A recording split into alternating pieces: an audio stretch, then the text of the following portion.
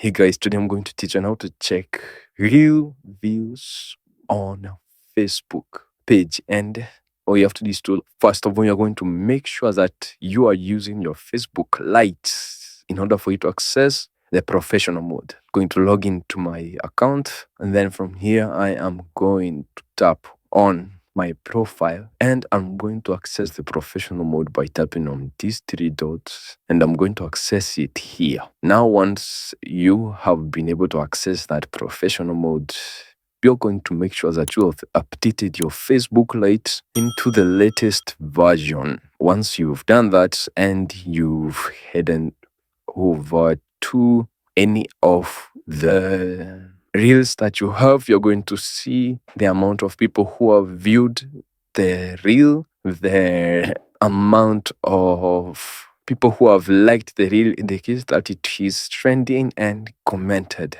And thank you guys for watching this video. Please do like, share, and subscribe, and I'll see you guys on the next video.